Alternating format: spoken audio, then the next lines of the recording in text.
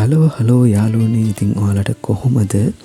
ඉතින් අදත් මම ලස්සන වීඩියෝ එකක් ඔයාලට ගෙනල්ලා තියෙනවා. ඉතින් මේකත් අපි ටික කාලෙකට කලින් ගියපු ගමනක්. ඉතින් ඔයාලා thumbnail එකේ දකින්න ඇති. අද අපි ඇවිල්ලා තින්නේ ඇබඩීන් ඇල්ල බලන්න. ඉතින් මධ්‍යම පළාතේ නුවරඑළිය දිස්ත්‍රික්කයේ ගිනිගත් හේන ප්‍රදේශයේ අලගල ගමට ආසන්නයේ මෙම ඇල්ල පිහිටලා තියෙනවා. ලංකාවේ 20 වෙනියට උසම ඇල්ල වන මෙම ඇබඩීන් ඇල්ල මීටර් 98ක්, ඒ කියන්නේ අඩි 322ක් විතර උසින් සහ මීටර් 8ක් අඩි 26ක් විතර පළලින් වෙනවා. කැලණි ගඟේ අතුගංගාවක් වන කෙහෙල්ගමුවෙන් පෝෂණය වෙන මෙම ඇල්ලට ඇබඩීන් කියන නම ලැබිලා තියෙන්නේ යටත් විජිත සමයේදී ඒ කාලේ හිටපු කෙනෙක් තමා ස්කොට්ලන්තයේ පිහිටි ඇබඩීන් කියන නගරයක නමක් මේ දී ඇල්ලට නම් කරලා තියෙන්නේ. ඉතින් මේ ඇල්ලට පැති 3කින් විතර එන්න පුළුවන්. ඒ අතරින් ප්‍රධාන පැති 2ක් තියෙනවා. අද මම මේ ආව පාර ගිනිගත් හේනට ඇවිත් එන පාර. කොළඹ ඉඳන් එන කෙනෙක් නම් කොළඹ හැටන් පාරේ එනකොට කළුගල හන්දියෙන් උඩට දකුණු පැත්තට තියෙන පාරෙන් ගිනිගත් හේනට ඇවිත් ඇල්ල උඩගම කියන්නේ ඇබඩීන් ෆීල්ඩ් රිසෝට් පාරෙන් ඇවිත් මේ අපි ආපුත් පැත්තට එන්න පුළුවන්. කොළඹ ඉඳන් මෙතනට කිලෝමීටර් 119ක් විතර තියෙනවා. කළුගල හන්දියේ ඉඳන් ඇල්ලට කිලෝමීටර් 17ක් වගේ තියෙනවා. ඒ වගේම ගිනිගත් හේනේ ඉඳන් ඇල්ලට කිලෝමීටර් 7මාරක් වගේ තියෙනවා. ඉතින් අපි මේ ආපු පාරෙන් එනකොට ඇබඩීන් ඇල්ල view points කිහිපයක්ම බලා ගන්න පුළුවන් වුණා. ඉතින් ඒ වගේම තමයි අපි මේ ආපු පාරේ බස් එනවා ඇල්ල උඩගම කියලා. ඔයාලා බස් එකේ එනවා නම් ගිනිගත් හේනට ඇවිත් ඒ බස් එකේ මෙතනටම එන්න පුළුවන්. මොකද බස් එක අවසානයේ නවත්තන තැන තමයි මේ ඇල්ල උඩගම කියන්නේ. එතනට ඇවිල්ලා එතනින් එහාට පාරක් නැහැ. ඒ හින්දා කිසිම ප්‍රශ්නයක් නැතුව ඔයාලට මෙතන එන්න පුළුවන්. දැන් මම ඔයාලට කියන්නේ අනිත් ප්‍රධාන පාර වෙන්නේ කොළඹ හැටන් පාරේ ඇවිත් කළුගල හන්දියෙන් පහළට, ඒ කියන්නේ වම් පැත්තට තියෙන ලක්ෂල් පාන පැත්තට තියෙන පාර, කලවල් දෙනිය පාරයි. මේ පාරෙන් කොළඹ ඉඳන් ඇල්ලට කිලෝමීටර් 102ක් වගේ තියෙනවා. කළුගල හන්දියේ ඉඳන් ඇල්ලට ඇල්ල පාකින් එක ළඟට කිලෝමීටර් 12ක් වගේ තියෙනවා. එතන ඉඳන් ඇල්ල ගාවට ඒ කියන්නේ ඇල්ල පල්ලෙහාට යන්න ඕනේ බැහැලා. එතන ඉඳන් මීටර් 600ක් වගේ තමයි තියෙන්නේ. ඉතින් මේ කලවල් දෙනිය පාරෙන් ආවොත් වාට ඇල්ල උඩටම යන්න පුළුවන්. එතන පාකින් එක ළඟින් අපි ආපු ගිනිගත් හේන පැත්තෙනුත් ඇල්ල උඩට යන්න පුළුවන් කියලා කට්ටිය කිව්වා. නමුත් මම මේ පාර නම් හරියටම දන්නේ නැහැ. නමුත් ඔයාලා කලවල් දෙනිය පැත්තෙන් එනවා නම් අනිවාර්යෙන් එතනින් පාකින් එක ගාවින් උඩට පාරක් තියෙනවා.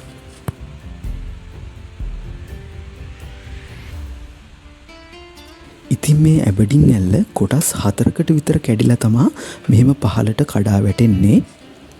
ඒ වගේම තමා ලක්ෂපාන ජලවිදුලි ව්‍යාපෘතියේ කොටසක් වන නෝටන් බ්‍රිජ් වෙල්ල තියෙන්නේ මේ ඇල්ලට උඩින්. ඉතින් ඒ හරහා පාලනය වෙන නිසා තමා මෙහෙම වතුර අඩුවෙන් බලා ගන්න පුළුවන් වෙන්නේ. හැබැයි වැස්ස කාලෙදී වතුර මට්ටම වැඩි වෙන නිසා උඩ ඩෑම් එක අරිනවා. එතකොට මේ ඇල්ලේ වතුර ගොඩාක් වැඩි. එතකොට නම් මේ ඇල්ල ළඟට යන්න වෙන්නේ නැහැ මේ වගේ. සාමාන්‍යයෙන් ජූනි, ජූලි, අගෝස්තු කියන කාලවල වල මෙහෙට හොඳටම වැස්ස කාලවල්. එතකොට මේ ඇල්ලේ වතුර මට්ටම හොඳටම වැඩි වෙනවා. සාමාන්‍ය මෙහෙම ළඟටවත් යන්න බැරි වෙන්න තරම්. අපි මේ ඇවිල්ලා ඉන්නේ වතුර අඩු කාලෙක.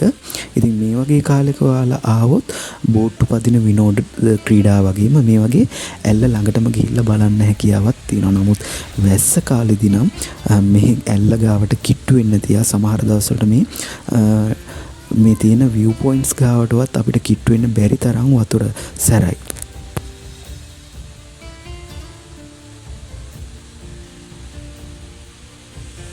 ඒ වගේම තමයි ඔයාලා වැස්ස කාලෙදී එනකොට ටිකක් පරිස්සමෙන් එන්න ඕනි. මොකද මේ එන පාරවල් බෑවුම් සහිත පාරවල්. එතකොට පඩිපෙල් තියෙනවා. ඉතින් මේ එන අතර පාරවල් හොඳටම ලිස්සනවා. ඉතින් ඒ ගැනත් ඔයාලා එනකොට සැලකිලිමත් වෙන්න ඕනේ. අනිත් කාරණාව තමයි කූඩැල්ලෝ.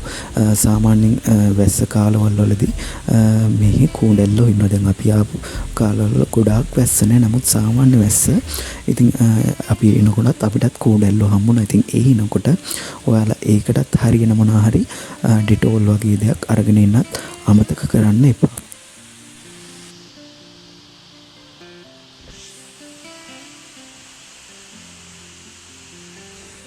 අනිත් වැදගත්ම කාරණාව වෙන්නේ මේ ඇල්ලේ නාන්න යන එක. ඉතින් ඔයා මේ ඇල්ලේ නාන්න එනවා නම් ටිකක් අවදානම් වැඩක්.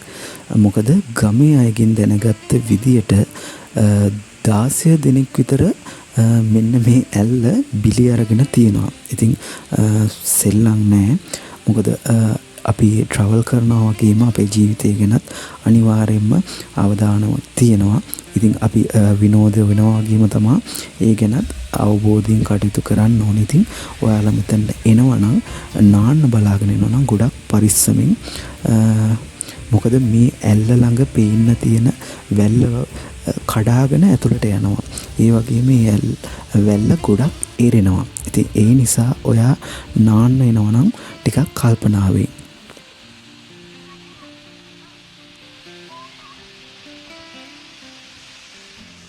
මම ඔයාලට කිව්වා උඩ නෝටන් බ්‍රිජ් ඩෑම් එක තියෙනවා කියලා. ඉතින් වැස්ස කාලෙදී උඩ ඩෑම් එකේ වතුර මට්ටම වැඩි වෙනකොට එකපාරටම මේක අරිනවා. ඉතින් ඩෑම් එක අරිනකොට නලා හඬක් මේ එයාලා මේවා කරනවා.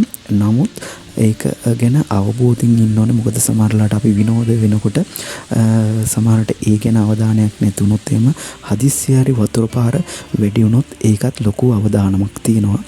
ඉතින් වැස්ස කාලෙදී ඔය වගේ තමයි ටිකක් පරිස්සමෙන්. මොකද වතුර පාර වැඩි වුණාට පස්සේ ඔයාලට මෙහි වගේ පල්ලෙහාට ඇවිල්ලා ඉන්න බෑ. මොකද ඒ තරම් වතුර මට්ටම වැඩි ලිස්සනවා, ගල් ලිස්සන නිසා ඒ හින්දා ඒ ගැනත් අවධානය යොමු කරන්න කියලා ඔයාලගෙන් ඉල්ලනවා.